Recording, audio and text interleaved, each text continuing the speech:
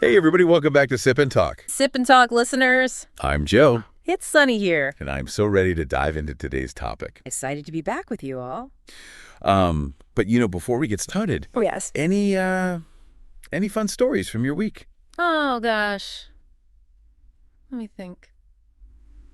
I gotta tell you, I almost bought a bag of those gummy worms the other day, even though I wasn't even hungry. Oh, my God. It's just a pure craving attack. I totally get that. Yeah. I actually went through a whole pint of ice cream last night. Wow. Crazy day.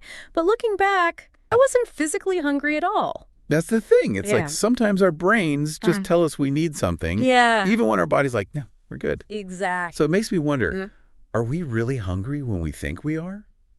That's the question. I mean, we're surrounded by food all the time, but we still feel those pangs. Yes. Even when we've just eaten.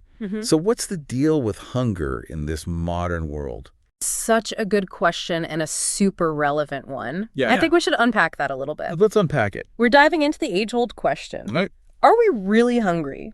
All right, let's break it down. Yeah. I guess there are two main types of hunger, right? Mm-hmm. The real deal, like your stomach is growling and you could eat a horse. Okay. And then that other kind, I need a cookie right now. Exactly. There's physical hunger, Yeah, our body's biological need for fuel.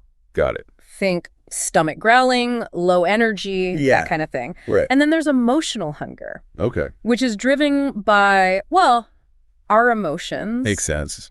Could be stress, boredom, or even just seeing a tempting ad. Oh, yeah, those ads. Yep. They get me every time. They get me too. Okay, so that makes sense. Yeah. But how can we tell if it's our stomach talking? Uh-huh. Is there a way to, decipher these hunger signals? There is. Really? There's this handy little trick called the 3 C's test. Ooh, I love a good test. Give it to me. So the first C is for cup. When you feel that hunger pang, drink a glass of water and wait 15-20 minutes. If you're still genuinely hungry after that, it's more likely to be physical hunger. That's interesting. So water can help us sort out those signals. It can. Okay, I'll Yeah. wait. Now the second C is check in. Check in. This is where you get mindful. Ask yourself, Okay, am I truly hungry? got it. Think about what you've eaten recently and how you're feeling emotionally. Okay. Are you stress bored or did you just see a mouth-watering pizza commercial? Oh my gosh, pizza commercials are the worst. I know. So we got to be detectives about our own hunger, huh? You got it. I like it. Recognizing those emotional triggers Yeah. can be a game changer. I bet. And the last C is concentrate. Concentrate. Try engaging in a mentally absorbing activity, like reading a book or working on a project, if your craving disappears. It's a good sign it was emotional hunger, not your body needing fuel. So if I can distract myself and forget about it, it's probably not real. Exactly. Okay, the 3 C's test, I love it. Yeah.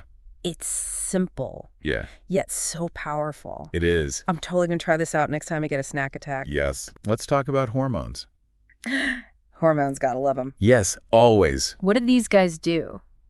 There are two key players here, ghrelin and leptin. Ghrelin and leptin. Okay.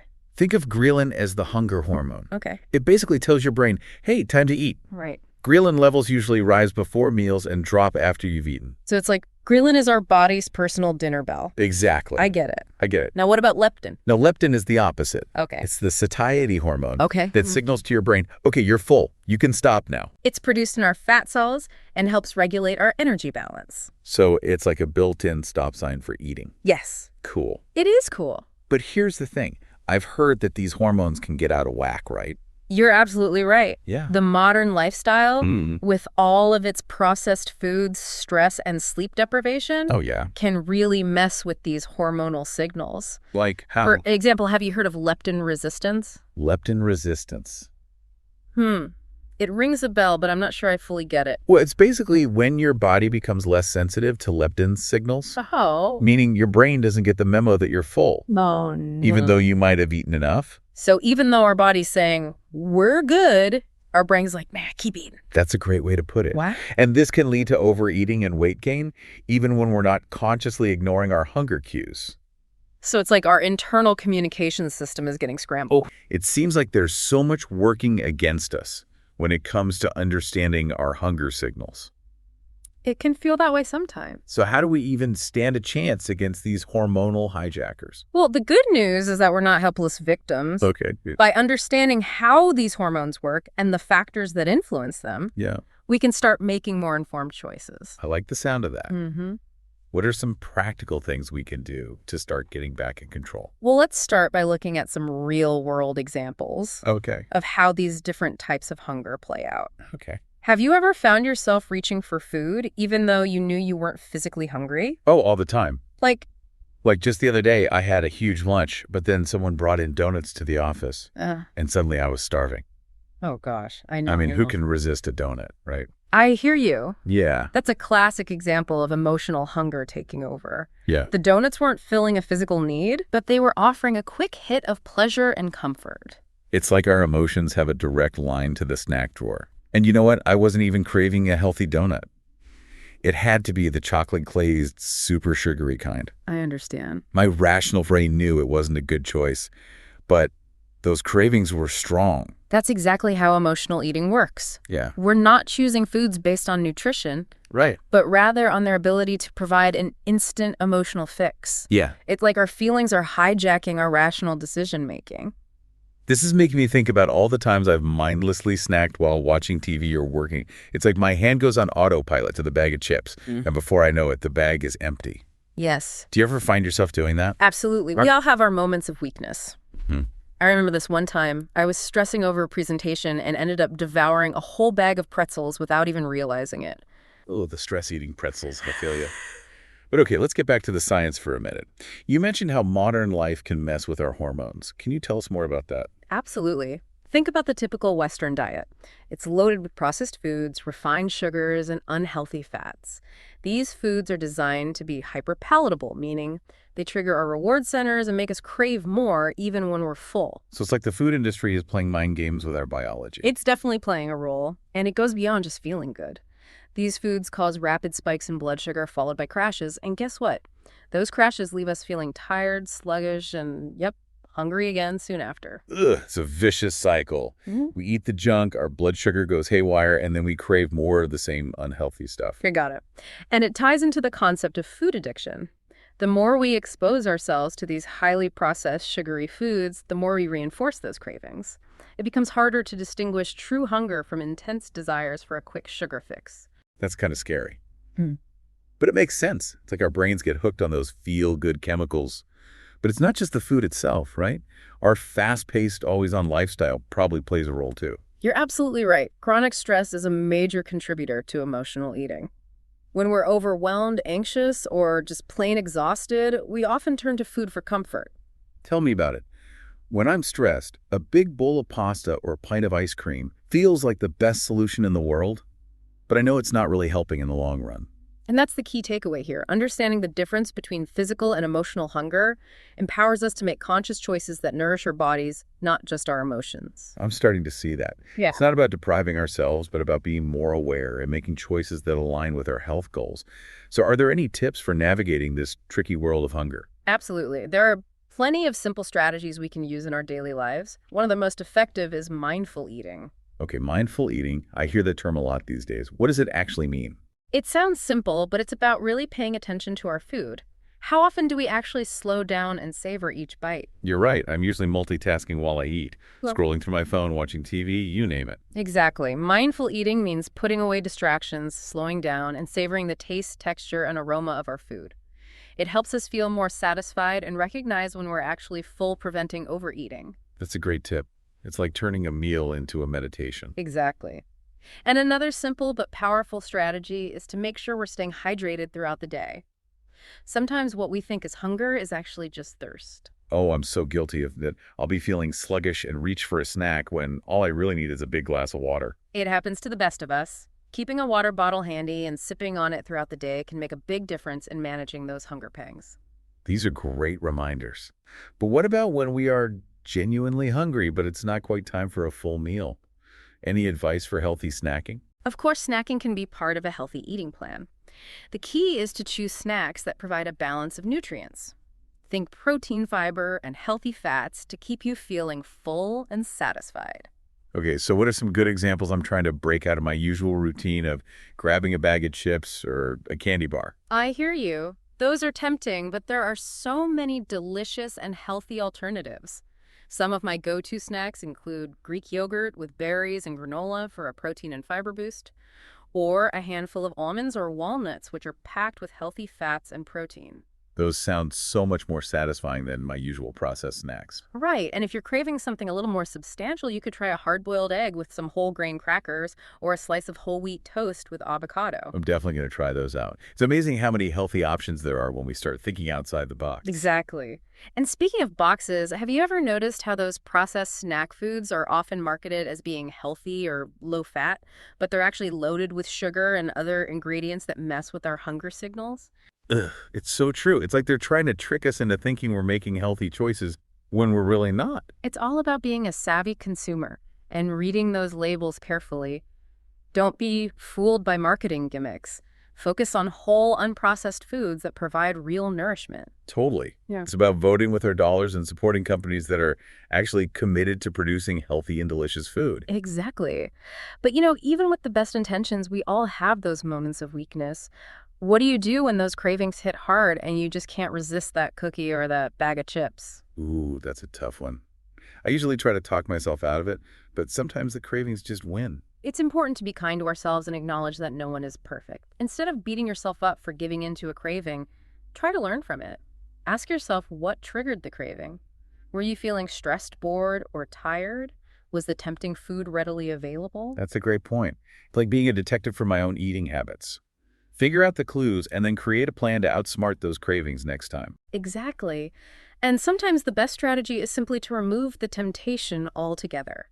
If you know you can't resist that bag of chips in your pantry, don't buy it in the first place. Out of sight, out of mind. That's so true. I've definitely noticed that if I have tempting treats in the house, I'm way more likely to give in to those cravings. It's about setting ourselves up for success by creating a healthy food environment. And you know what else I've noticed?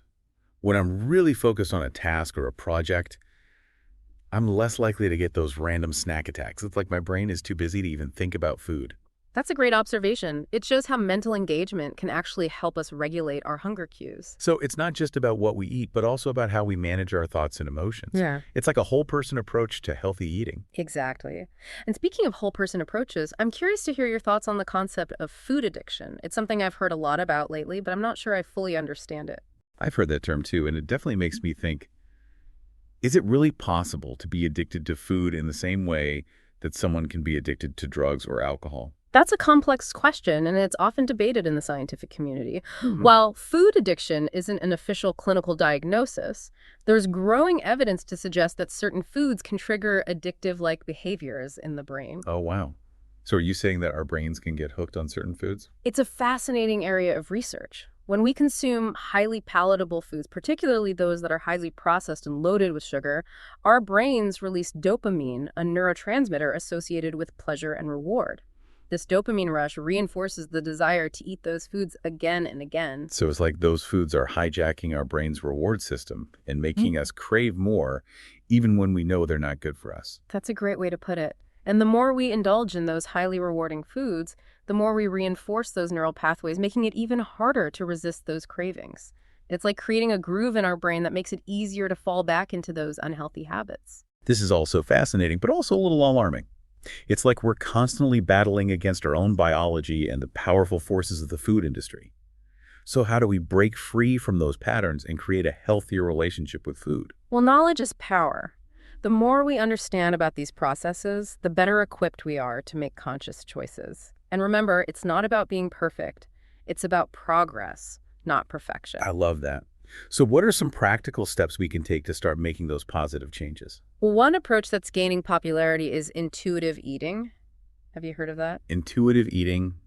It sounds familiar, but I'm not sure I know exactly what it means. Intuitive eating is all about tuning into your body's natural hunger and fullness cues and making peace with food. It's about rejecting diet culture and celebrating listening to your body's innate wisdom. So it's like giving ourselves permission to eat what we want when we want it without feeling guilty or restricted. Exactly. It's about trusting your body to know what it needs and honoring those signals without judgment. It's a process of relearning how to eat in a way that feels good both physically and mentally. I love that. It sounds like a much more sustainable and joyful approach to eating compared to constantly restricting ourselves or following rigid diet rules. Absolutely. Intuitive eating can lead to a healthier relationship with food, improved body image, and greater overall well-being. That's amazing. But I imagine it takes a lot of practice and unlearning of old habits, especially if we've spent years dieting or struggling with disordered eating patterns. You're absolutely right. It's a journey, but the rewards are worth it. So how do we actually start practicing intuitive eating? Are there any specific steps or techniques we can use to get back in touch with our body's natural cues? One of the foundational principles of intuitive eating is ditching the diet mentality. That means letting go of those restrictive rules and good food, bad food labels that often lead to feelings of guilt and shame. It's like giving ourselves permission to enjoy all foods without feeling like we're breaking the rules. Exactly. It's about recognizing that all foods can have a place in a healthy diet. It's the overall balance and variety that matters most. That takes so much pressure off. It's like giving ourselves permission to enjoy the pleasure of eating without feeling restricted or deprived. And that's a key part of intuitive eating. It's about rediscovering the joy and satisfaction that comes from nourishing our bodies with delicious and fulfilling foods. This is all so inspiring. But I'm wondering, how do we distinguish between genuine hunger cues and those cravings that might be triggered by emotions, stress, or just plain boredom? That's a great question. And it's where mindful eating practices can be incredibly helpful. When you feel the urge to eat, take a moment to pause and check in with your body. Are you experiencing physical sensations of hunger, like a rumbling stomach, low energy, or a slight headache? Or is it more of a mental craving triggered by a specific food or situation? So it's like that check-in step in the 3 C's test we talked about earlier, Yeah. really taking a moment to assess what's driving that desire to eat. Exactly. And over time, as you practice tuning in to your body's signals, you'll become more adept at distinguishing between those genuine hunger cues and those emotional triggers. This is all starting to make sense. It's like we're retraining our brains to recognize and respond to our body's natural rhythms. It's a beautiful process. And as you become more attuned to the body's wisdom, you'll naturally start making choices that support your overall health and well-being. This has been such an eye-opening conversation. I feel like I've learned so much about myself and my own eating habits. Me too. And I hope our listeners are feeling inspired to embark on their own intuitive eating journeys. It's about rediscovering the joy of eating and nourishing our bodies with love and respect. Well said. So to wrap up this episode, any final words of wisdom for our Sip and Talk fam? Remember, it's a process. Be patient with yourself, celebrate your wins, and never be afraid to ask for support. There are so many resources available, from books and podcasts to registered dietitians and therapists who specialize in intuitive eating. This has been an incredible journey into the world of hunger. I feel like I have a whole new toolbox of strategies and perspectives to take with me. And as always, a huge thank you to all our amazing listeners for joining us on this adventure. It's been a pleasure. And remember, if you're looking for more inspiration and fun, be sure to check out Mickytolife on YouTube. You'll find travel adventures, whiskey wisdom, and maybe even some snack ideas. Until next time, stay curious, stay mindful, and stay hungry for knowledge and for delicious, nourishing food. Of course. Cheers. Cheers to that.